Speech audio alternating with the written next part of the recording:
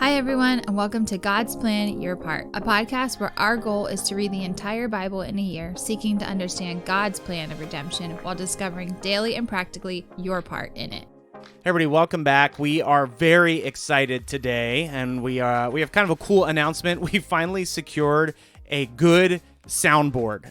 If you've been listening for a long time, we've had a lot of problems with our old soundboard. We had a dedicated listener from Pennsylvania decide to give us the money to buy the soundboard that we needed. So we are on a new board that will probably cause us to sound a little bit different, but the great news is we won't record this whole episode and then lose it and then have to do it again. So, and by different, we mean sounding better than we have. We are in year number 1 of the podcast, and so there's lots of bumps and hiccups as we've gone over the last couple of months. We're just excited as we continue to get better equipment and hopefully serve you as listeners. So thank you very, very much for your donation. We very much appreciate it. And today we will be looking at Luke 23 and John 18 and 19. It's more about the crucifixion. And as always, our encouragement is read over this with fresh eyes. Don't get tired with the story. We don't ever want to get tired of the story of Jesus giving his life for us. So with all that being said, Jenny, what stuck out to you today? Well, I guess just giving a brief overview of what we're getting into today. You did say it is about the crucifixion, but we're starting out at the beginning of chapters, let's see, what'd you say, 18 and 19. Yeah. So this is all where Peter is, well, I guess Jesus is being turned over, and he is being accused by the Pharisees for being like this terrible, awful person. So they're about to send him in front of Pilate. In the meantime, Peter is denying Jesus. And once Jesus is with Pilate, it's like this weird back and forth ping pong match of like, I don't think he deserves this. Oh, yes, he does. I don't think he deserves this. Oh, yes, he does. So it's like this weird back and forth between Pilate and these Pharisees and teachers of the law. So something that caught my attention a lot today was from chapter 19 in John, verses 15 and 16. So essentially, there is a part of the story where the chief priests are being questioned by Pilate because Pilate's like, okay, I guess just take away this guy. Like, do you really want me to crucify your king? Because I feel like at this point, Pilate's just like really, like he's just caught in between. It feels like he's like, I don't think this is right, but do you really want me to kill your king? And what's hilarious about this is you would expect the chief priests who are responding to this to say, we don't have a king. Like, we don't recognize Jesus as it.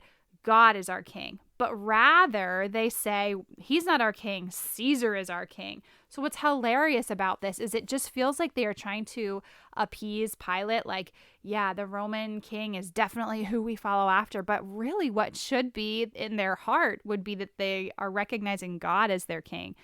So it just goes to show that these guys are really just out to get Jesus no matter the cost, to the point of not even putting God on his throne and claiming him to be their king. Rather, oh no, it's definitely Caesar that's our king. I know one of the other accounts that we read talked about how Pilate was able to discern like the motivations of these people. Mm-hmm. And we've seen over and over how it's just power, influence, really money that comes with all those things that is driving these leaders. And it's not all the leaders, keep in mind, because Joseph of Arimathea, he would have been in one of these classes.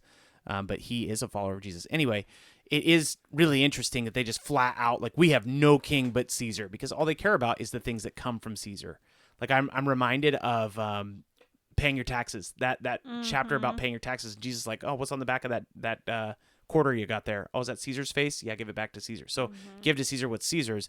They're not concerned about the spiritual nature of this, which is their responsibility. They are supposed to be the shepherds of the people. And for the high priest, the leaders of the people to say we have no king but Caesar is super scandalous. It's crazy. And super foolish. Because if they actually cared about these things, they would, well, I even said earlier, if they would say, no, God is our king, if they actually did say what they were supposed to, I think the irony of it too is that I think they may have actually recognized that this was God, in maybe like some kind of weird way, but they didn't want to acknowledge it. Like, nope, that's not the God. They're in a tight because spot. If they would have said our God or our king is God, then they would have been responsible for killing their God, which they did. But I just think that's a crazy, weird turn of events. I think Pilate is a really, really engaging figure in Scripture. We heard about him once earlier on where he had killed these Galileans who were offering sacrifices. He just slaughtered them like in the temple. So he's a pretty violent guy. He's a Roman governor. A lot of people believe that people were put in charge of this area mostly as like political prisoners. Like the people who were not getting along with Caesar ended up overseeing this area. And a lot of people say that's probably why Pilate is there. But Pilate gets this really unique face-to-face interaction with Jesus, and there's a lot recorded about it. Like we can read in all the different Gospels what Pilate's interaction is like. And throughout history, people have had a lot of different views of Pilate. There's an Eastern Orthodox tradition that says Pilate actually became a believer and became a missionary. There's a tradition that says basically Pilate never cared anyway. And there's a tradition that says Pilate's one of the most evil people that Jesus ever stood in front of. So you can run the gamut here. I think what's really compelling about it is that nobody has any idea what happened to Pilate because there's nothing in his interactions with Jesus that are like, oh, that's it. There's lots of stuff that are like, well, maybe that is, but there's no compelling driving like, yes, this is who he is. Well, that being said, you know how like people always ask, like, if you could sit down and have dinner with anybody from history, who would it be? Have you ever heard that question before? Yeah. I think Pilate would be one of them under the terms that he's not the crazy psycho that's the most evil person ever. I think he's a really compelling character. And I think part of this story that we read in John, Matthew 27 is really important because in Matthew 27, Pilate's wife reveals that she had a dream that was basically like, leave this guy alone. This guy is of spiritual importance. He is from God. Let him alone. Don't mess with him. And so there's three key questions that Pilate asks in John that I think are interesting. The first one is, are you a king? Because he's concerned about the charges. And he wants to know, like, is Jesus claiming to be a king? Then he says, what is truth? What a wild question. I mean, that remains to be the question even today in our culture and our age. Like, what even is truth? He was probably just blowing off Jesus, but it is like, it's a pretty deep thought. And then finally, and I think this is one of the most compelling ones, he says, where are you from? This is chapter 19, verse 9. And the reason he says, where are you from, is because the Jews came to Pilate and said, we have a law. This is chapter 19, verse 7. We have a law, and according to the law, he ought to die because he has made himself the Son of God. And Pilate hears that and is like, okay, where are you from? And I think the combination of what the Jews are saying and what his wife has said puts Pilate in a place where Pilate is like, I don't want anything to do with you. There is something going on here, and I am not comfortable with it. So all that to say, I guess I'm done talking about how much I think Pilate is really interesting. Pilate wants out of this thing so bad. But at the end of the day, his job is to keep peace in the region. And I think as a political leader, he decides the best way to keep peace in the region is to give up Barabbas and kill Jesus. So ultimately, he has some responsibility in the matter, even though he pretended not to by washing his hands. So then once Jesus is crucified, he's put on the cross beside these two robbers. And or I guess that's what they call them, or criminals. I guess robbers is just something I always put in my mind. People of ill repute. Yeah, sure.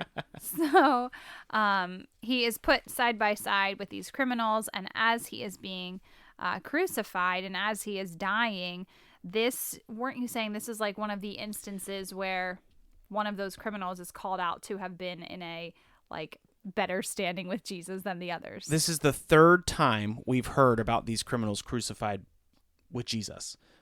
We've already read this in Mark. We've already read this in Matthew. And Matthew and Mark both say that the criminals joined the crowd in making fun of Jesus. They joined the crowd in mocking Jesus. Which is crazy. Like, you're dying. Yep. And you're still doing that. So you get the feeling from Matthew and Mark that these are not great guys. And if anything, they're actually very negative guys.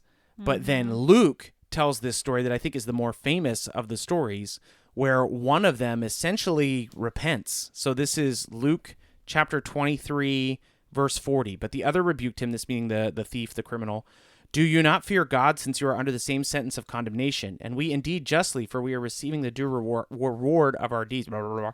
But this man has done nothing wrong. And he said, Jesus, remember me when you come into your kingdom. And he said to him, truly I say to you, today you will be with me in paradise. There's actually a Third Day song about that guy. But that guy only exists in Luke. So this is problematic for us. And I wonder, too, if it's that kind of idea where you have said this in the past, where if you're sitting in a room, my perspective of things is going to be very different than yours. There's a lot going on. And like the writers of this have probably varying perspectives in that you are watching a horrific thing happen. Like it's enough to like accidentally watch someone die, but intentionally watching someone die, someone that you know is God. And like just so many things going on, prophecies being fulfilled left and right. Like I can imagine that things are perhaps different in the perspectives of these criminals as well. Like if you were strictly like focused on the men that are just ridiculing him while they too are dying, I mean, it would be hard to be able to hear anything positive in that. I mean, I'm just assuming perspective wise what that would look like. Okay, so a couple things. The first thing, a lot of the gospel writers show us that there were people present at the crucifixion that said, this guy is who he said he was. That's so the soldier. In this story, it's the thief, but in Mark 15, it was the soldier. Truly, this man is the Son of God. So the writers, like it made an impact on them that people were recognizing Jesus as who he said he was. Just because, and I don't ever want us to be shy or afraid of passages that don't line up, because I think that gives us a really bad rap when we're afraid to discuss things in our own scriptures.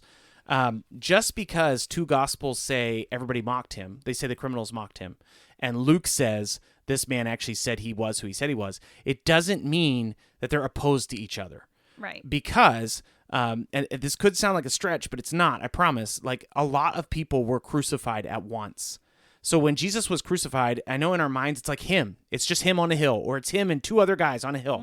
That's not how this works. They would crucify large amounts of people at once. So the actual image, first of all, crosses were not high up. They were eye level.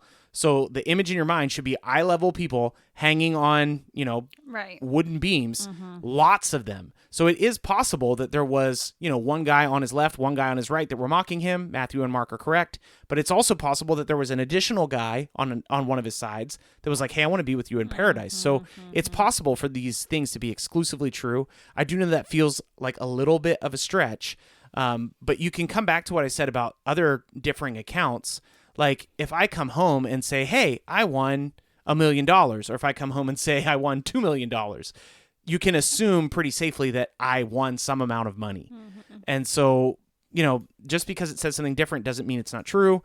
And just because it says something different doesn't mean we should lose all faith in these texts. Well, I think, too, we live in a world anymore today, especially where it's like, if it's not on camera, I have no idea if it's actually real or not. And I think that can sometimes taint our idea and view.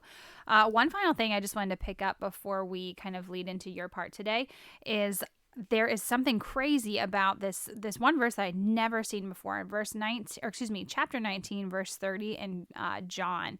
So it says at the very end, right before Jesus takes his final breath, it says they put a sponge full of sour wine on hyssop branch and held it to his mouth.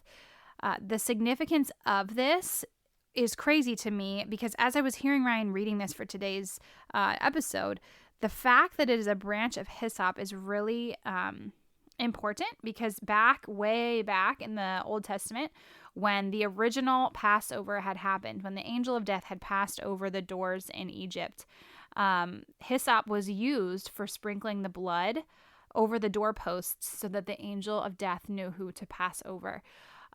So I think that is significant in that Jesus is the sacrificial lamb. His blood was spilt for us, and a hyssop branch was offered to him as his blood was being spilt out for the sins of the world. And I think that is so crazy. I love to find those like little tiny details in here. It's like those Easter eggs, if you will, of just details that we can easily quickly miss.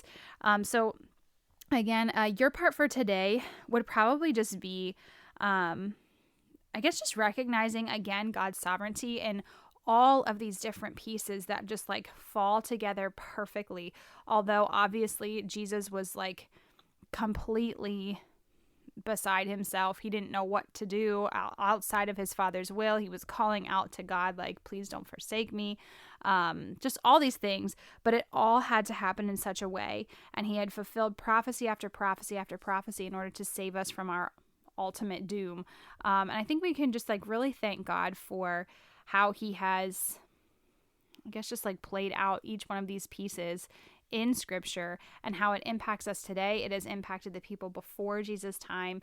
And it's just like, it's this really cool thing that we get to be a part of because of the ultimate sacrifice that he made for us. So just really consider that today, and just thank him really simply for the gift that he has given to us through his death on the cross. So thanks for joining us today. We will be back again tomorrow for a little bit of Matthew and a little bit of Mark. Thanks so much for listening to God's Plan, Your Part. If anything stuck out to you, if you have any questions, or if you'd like to receive a Bible, you can email us at godsplanyourpart@gmail.com. Also, if you're enjoying the podcast, please consider supporting us through the link in our description. We love that you're on this journey with us, and we hope you have a great day. See you tomorrow.